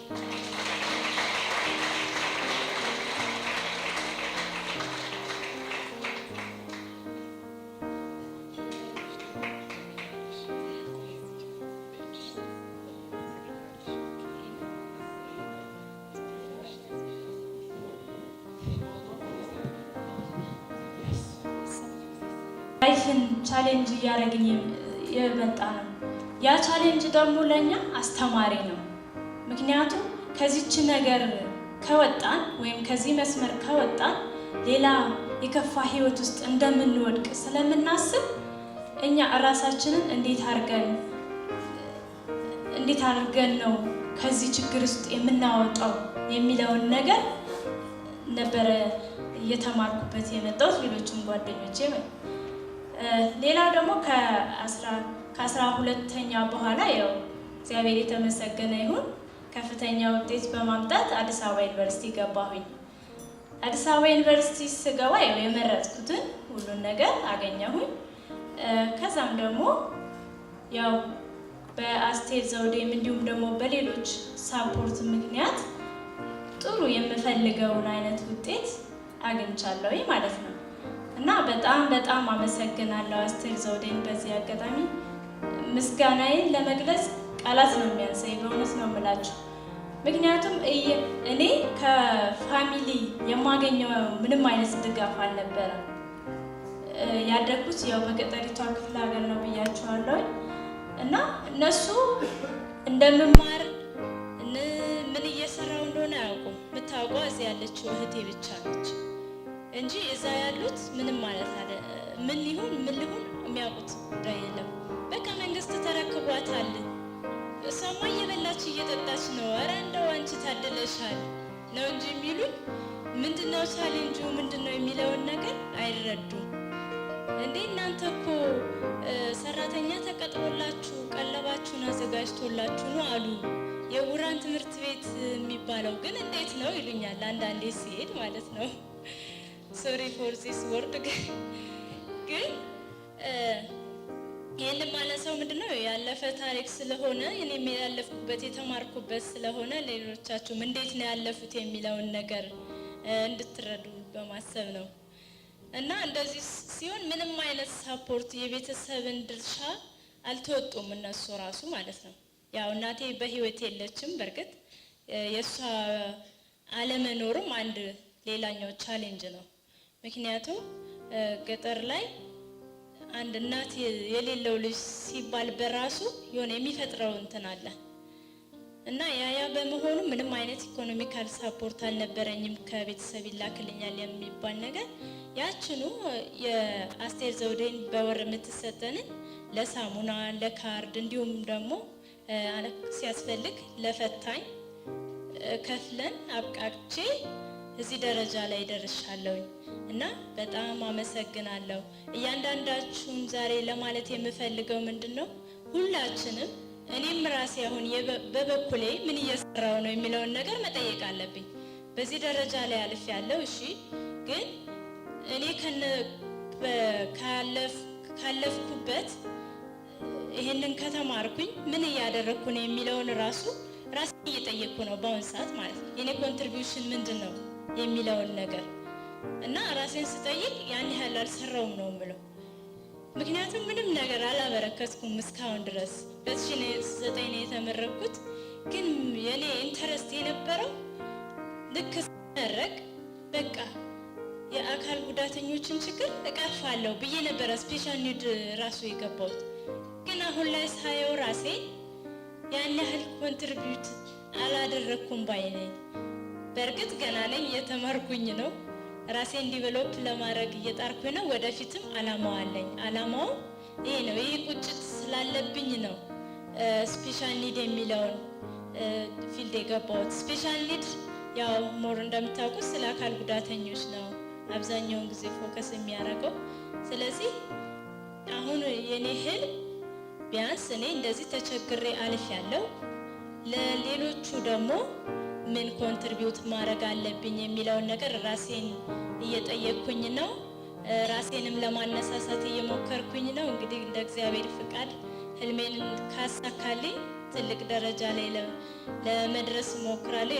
የብዙዎችን ችግር ባልቀርፍ እንኳን ለመቀነስ እሞክራለሁ። እንግዲህ እግዚአብሔር ከኔ ጋር ይሁን።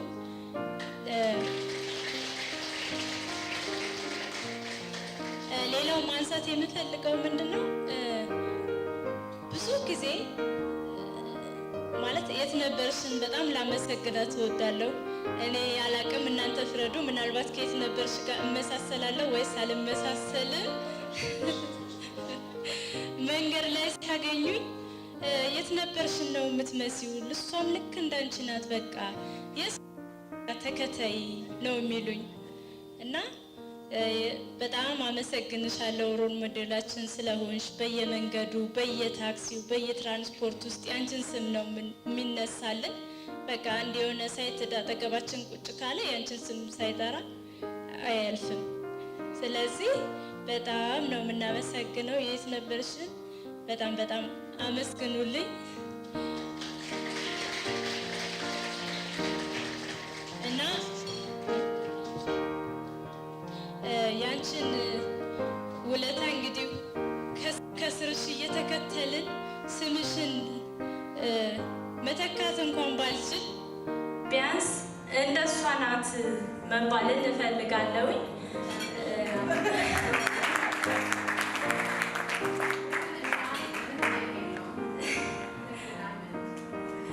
እና አመሰግናለሁ በጣም። ሁላችንም አይነ ስውራንን እንርዳ፣ እናግዝ፣ በሀሳብም በምንም በተቻለን አቅም ሁሉ በእያንዳንዷ ነገር ከጎናቸው እንቁም። በተለይ ደግሞ እኛ አካል ጉዳተኞች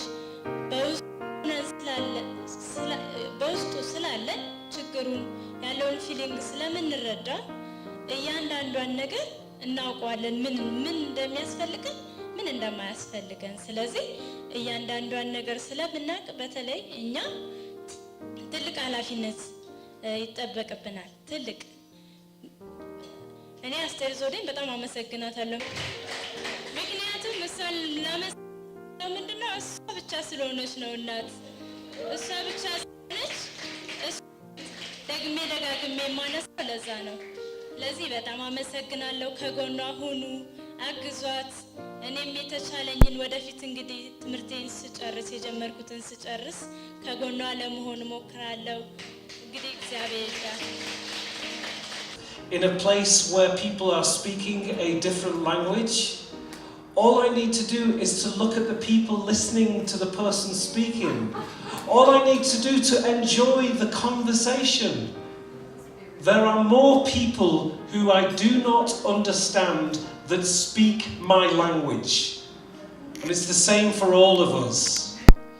And this reminds me in a similar way that we use sight to explain ourselves all of the time. We say, I'm blind, now I can see. But we are not talking of the physical blindness there, are we? We are talking about how we feel. We say, I have a blind spot when we can't see something. So in other words, sight, the physical nature of sight, is used by us every day of our lives to explain how we feel inside. I see what you mean. We use it all of the time in our language to explain how we feel, and therefore to not see is to feel fully. Incredible. This poem that I'm going to read for you is called, I was brought up in England. I did not meet an Ethiopian until I was 19 or so. And people would say to me all of my life that they were colorblind. Oh, by the way, I want to tell you this. In England, if you come to England, which I'm sorry for you if you do, if you come to England, you will see that people refer to your skin as black. They say you're a black person. Now remember this, nobody in any culture, when they're the majority, define themselves by a colour. So in other words, white people don't call themselves white in England. If you call a white person white in England, they're like, but when white people come to Africa, they will say, yes, I am a white man, because they're in the majority. When we go to England, when there are people of colour in England, because they're a minority, they will often define themselves by colour. So remember this, it's always the minority that define themselves by colour around the world. Anyway, I'll read one poem and it's called Colourblind. If you can see the sepia in the sun, shades of grey in fading streets, the radiating bloodshot in a child's eye, the dark stains in her linen sheets. if you can see oil separate on water, the purple in the petals of the rose, the blue anger, the venom of the volcano, the creeping orange of the lava flows.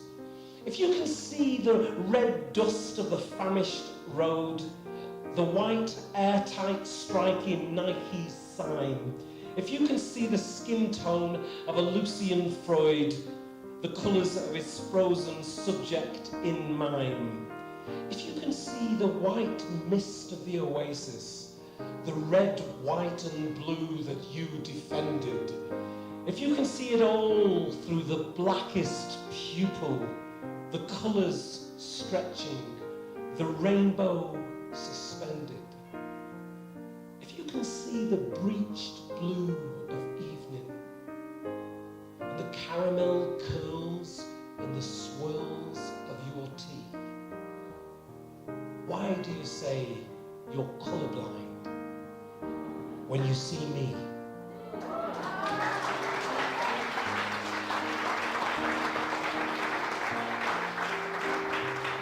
That's very kind of you. By the way, when somebody says they don't see colour, they do see colour. But the complicated thing is that they want to form a bridge to you. So we must be kind to people who don't understand. We must be kind to the people who say, I don't care what tribe you're from. They do. And that's okay. We can build a bridge to that. Aster, thank you very much for inviting me here. Yevabesh, you are my hero. I want to say this. Yeti. Can I call you Yeti? You are my hero. Thank you. Aster.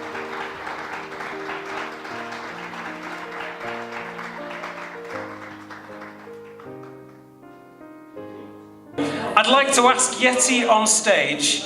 So, Yeti, yes, of course. And then what I would like you to do is to get out your cameras and take a photograph of us together, okay? And then tweet it, okay? Tweet it with the name Rotary, hashtag Rotary, or Tsehaye Zewde. So I'd like you to take a photograph because I want to remember this. We will pretend that we're having a conversation.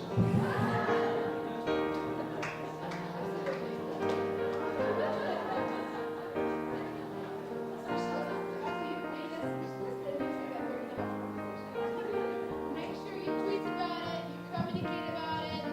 Those of us who are in this room today are the lucky ones. They have won the lottery. I'm sure you've taken back a lot of inspirations. I'm sure you've taken back a lot of good deeds. It's not easy to get such a wonderful evening together. I just want to tell you, please don't leave your table before knowing who is everybody on your table. I just met lovely Sarawit and Zewde. Don't forget, it's a friend-raising evening. If you don't raise a new friend, you're a loser. Don't lose out, raise friends. So I have Lemonade. I have raised my friend, a very dear one. I encourage everyone to raise friends. This is a sunlight, this is a sunshine to raise friends. Make sure you raise a friend. Can I say that I think friend raising is absolutely genius. It's a genius concept. I think it will go across the world, I really do. A friend raiser. Genius.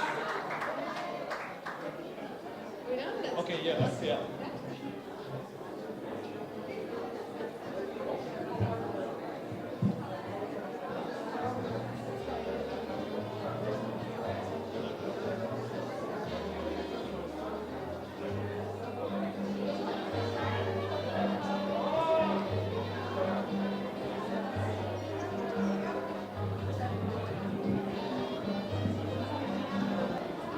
Good evening again, ladies and gentlemen. My name is Salamay Tafesa. I'm a Rotarian from the Rotary Club of Addis Abeba Bole. It's good to be here. Okay, we're going to have a pledge form. A pledge form is going to be distributed to your tables. It says, I'm a friend of Tsehay Zewde Memorial Scholarship Program, and you can hear me? Okay. Thank you, Ka. Okay. This form is a form where you can contribute your gift to Tsehay Zewde Memorial Scholarship Program. And now to the most fun part of the program. Ladies and gentlemen, I hope you have your wallets ready because we are going to have an auction. And our first auction is for a painting from South Sudan. It's actually from a private collection of Zewde's. And it is a picture. We have blind guests in this hall, so I'm going to say a little about the picture. It shows 3 Sudanese women from the Dinka tribe wearing the Dinka cultural clothes. And as you can see, they're very tall. And up above, you can see a very bright color, and that symbolizes the sun. So, yes, our staff can go around and show you the painting. So we're going to start the bidding at 10,000. Yes, who would like to own this painting for 10,000? 10,000, anybody? Do I hear 10,000?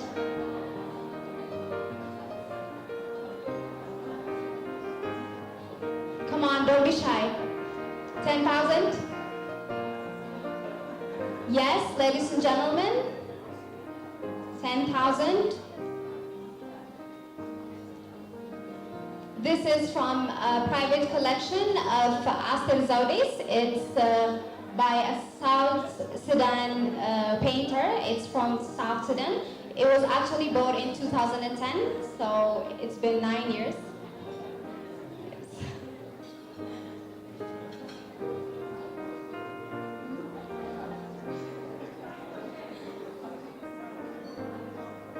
Yes, we got a 10,000. Okay. Do I hear 12? 12? Okay, we got a 12. Yes. Do I hear a 15? 15,000. 15,000. Yeah. Yes, the bid is now 12,000, sorry. Do I hear 15? 15, anybody? Okay.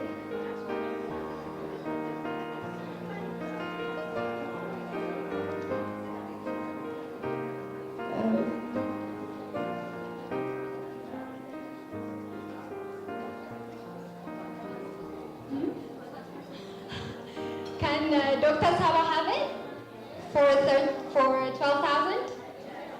Or am I going to have another bid? Yes? Anybody?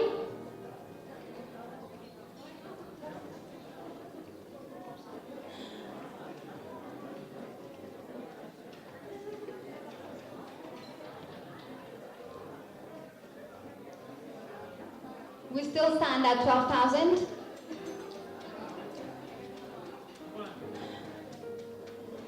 Yes?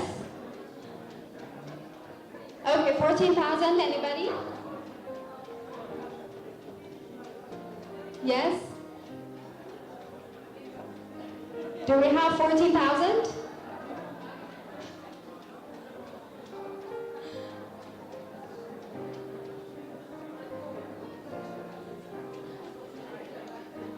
Yeah, going once. I'm still waiting, there's still hope.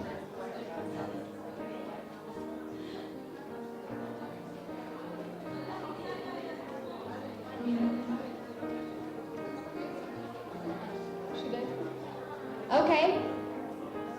Going twice. Third time's the charm. Once I say yes. Okay, the painting has been, I guess, sold to Dr. Saba. She really wants it, so for 12,000. For you, it says Friends and Family Plate. It's an original plate, and the artwork and also the poem are copyrighted. Since a lot of you may not be able to read this, I will read what's written here, the poem. It says, "This plate shall have no owner, for its journey never ends. It travels in the circle of our family and our friends. It carries love from home to home for everyone to share. The food thus placed upon it is filled with love and care. So please enjoy what's on this plate, then fill it up again, and pass along the love it holds to family and your friends." But disregard the first line. This plate is absolutely for ownership. That's why we're putting it here for auction. So we start the bid at 5,000. By the way, this plate has been in Aster's family for 25 years, so it has sentimental value. Yes, we got 5,000. Yes, do I hear 7,000? And Aster said that she wants this plate to be in the house of a person who cares about the rights of persons with disabilities. Okay, do I hear 7,000? Yeah, oh, we got 7,000. 10,000. Wow, we got 10,000 over there. Okay, don't clap yet. We're not done. Okay, do I hear 12?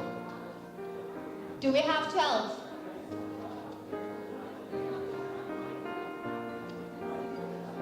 This is a fixture in Aster Zewde's house, by the way, and I'm sure she's feeling some feelings as she lets us auction this.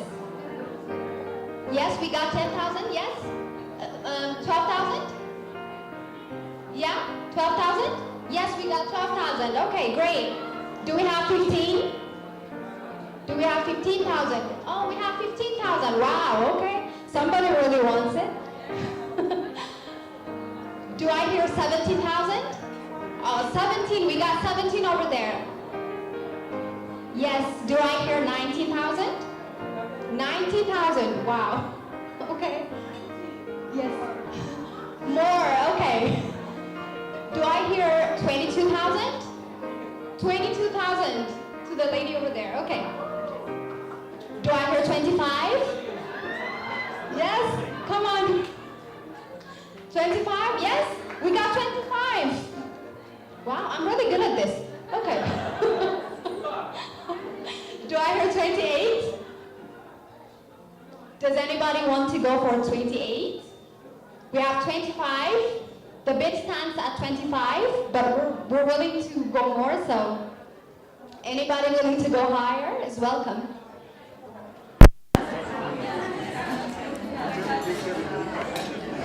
Yes? We stand at 25,000.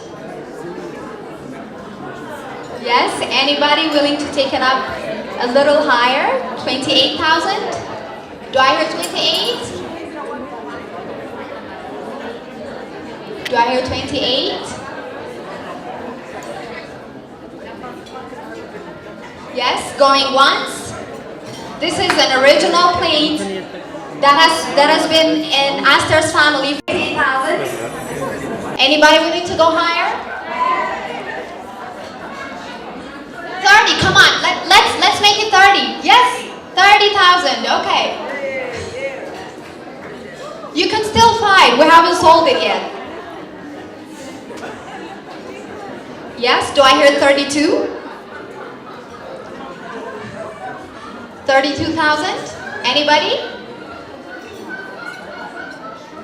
This plate has sentimental value and it's an original plate. Always full of love, absolutely. Yes, 32,000, anybody?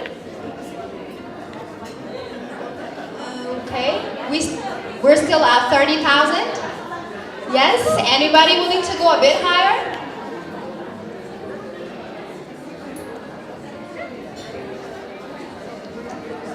Okay, yeah?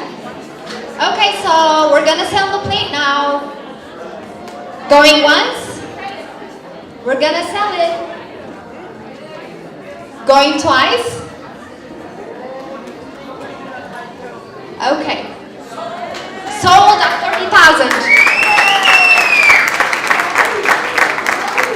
Looks like it's gonna stay. Okay, I know you're enjoying yourself so much that you don't want to leave. You don't have to leave, but I have to say my thank yous before people start leaving. Just give me 1 minute. I know you're happy and I just want you to keep doing what you're doing, which is building friendship. That's what we do in Rotary. That's what we do in Rotary. Hello? I knew there were Rotarians in the room. We also have our country chair, Azib, who did a fantastic job during the visit of the President of Rotary International, and a lot of Rotarians here. So thank you very much. I have to say, so I want to say thank you to everybody, every one of you who came. I know that people were like wondering, why is she raising so much money? Why are the tickets so expensive? It's very simple. It's very simple. The reason why it was expensive was not because the food was exquisite, although it was, or the place was exclusive, although it is. I'll tell you a little bit about it. But it's mainly because I learned from another Rotarian from Rotary Club Addis Abeba West, who's also supporting blind people, blind women, whose wife is supporting them, that with 3 tickets, you can buy 1 laptop. 3 tickets, 1 laptop. You're gonna clap even louder when I tell you what happened this evening. This is a friend-raising event, right? Do you know anything about Ethiopia and Korea's friendship? Those of us who were in Korea, Azib and her husband, and Gani, and Titi, and Getahun, Aida Hailemariam, and Getahun, and Zen, and all the people here who have been to Korea must have noticed one thing. It's probably the only country in the world outside of Ethiopia where our flag hangs in very public places, where we have a museum totally dedicated to Ethiopia.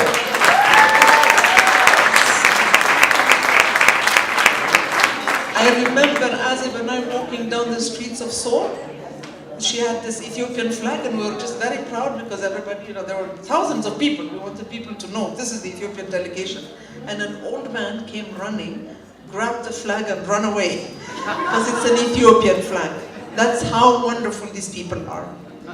When another Korean showed her friendship this evening, it makes me very emotional because she doesn't want me to say it, but I'm going to say it.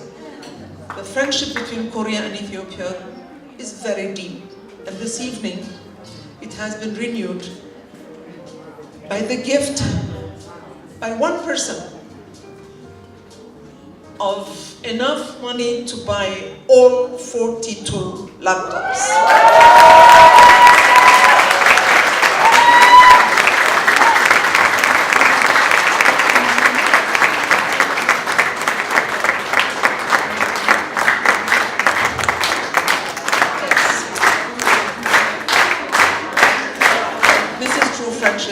This is absolutely true friendship. Thank you very much.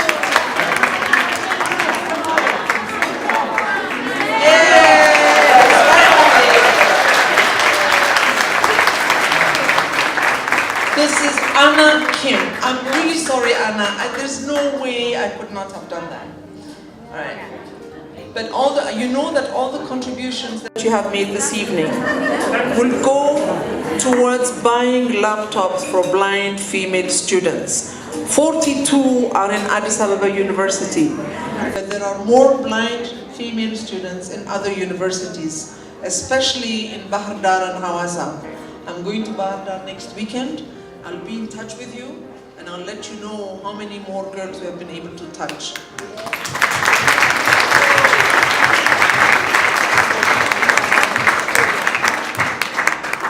Thank you, thank you.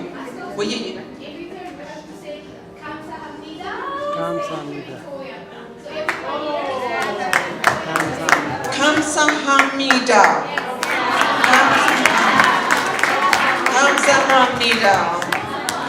It's from Korea. You guys fight for us, we were independent. Now my young generation, we can work together and be strong. So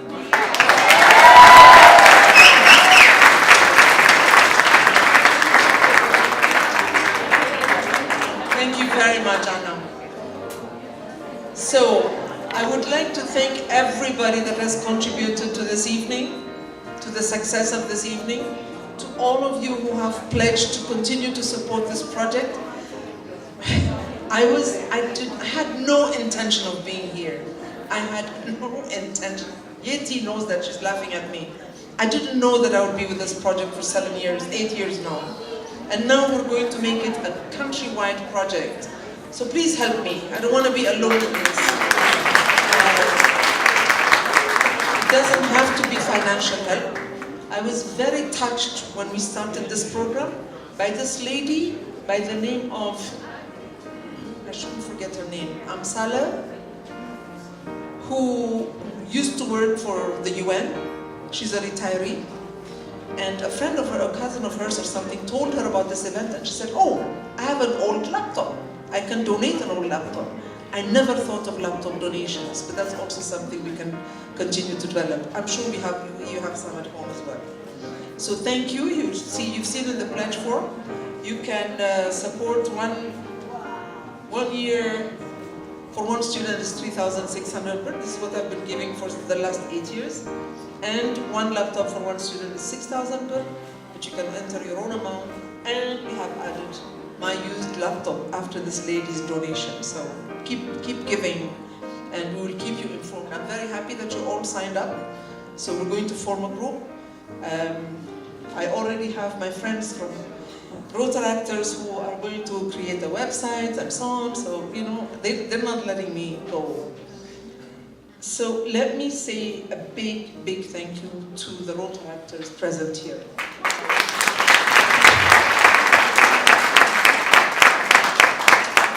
Makonnen, I want you to come. All of you, just come.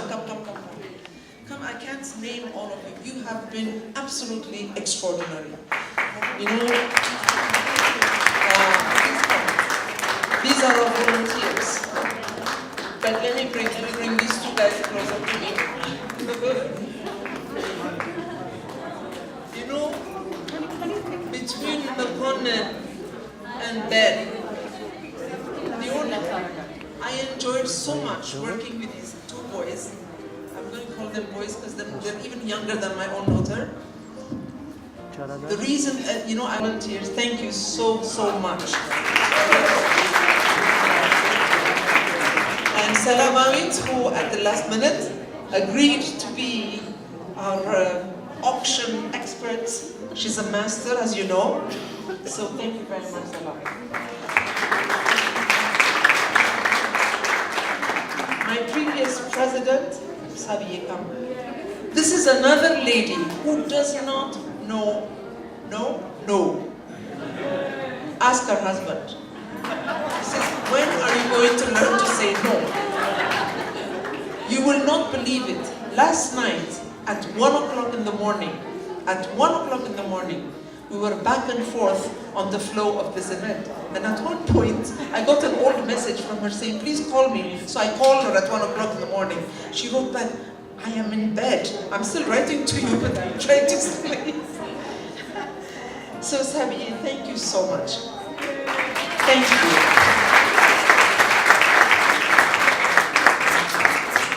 Yoni. And thanks to our president, Eli, always there for us, and to fellow Rotarians who are here at the tables. Thank you very much. I don't know if you Yusuf is still here. We all talk about Yusuf. Do you know Yusuf? Yusufiye, please. This man has been with me from day one. I met him by accident in the corridors of his office when we were there with Tsehaye having and I said, who is this man who's allowing you to use their office? He walked in, he says, you don't know me? I said, no, I don't know you. And he brought, you know his Ethio Jobs, the head of Ethio Jobs? These are people who do placements. He had a whole pile of job offers in Braille. Who does that? And he made it available to the blind students and so on. And ever since I started this program, every single year, free of charge, and this is a company that makes tons of money, huh? Right? Training. Training is their bread and butter.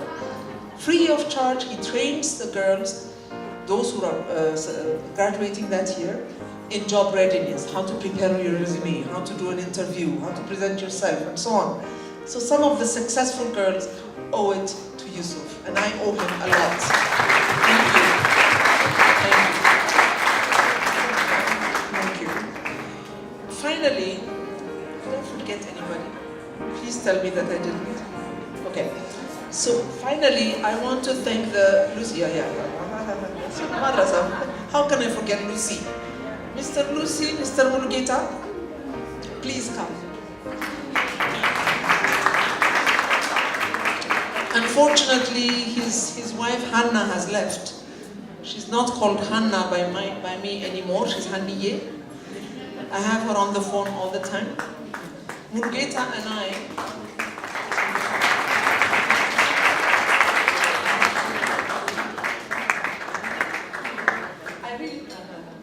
I really think we co-own this restaurant.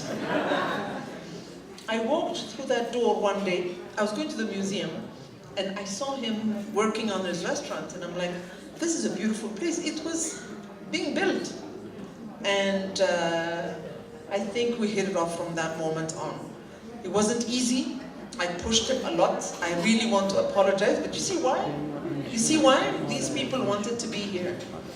He did a wonderful job, pushed all the deadlines, went to Mojo 10,000 times to get his stuff out.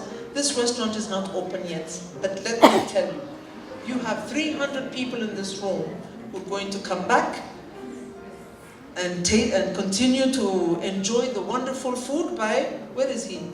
Where is your manager? This wonderful, Alvin, oh, there you go. You know Alvin is from Kenya. Yes.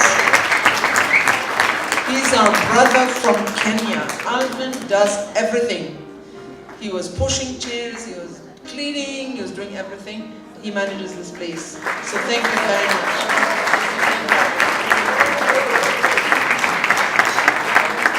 I want you to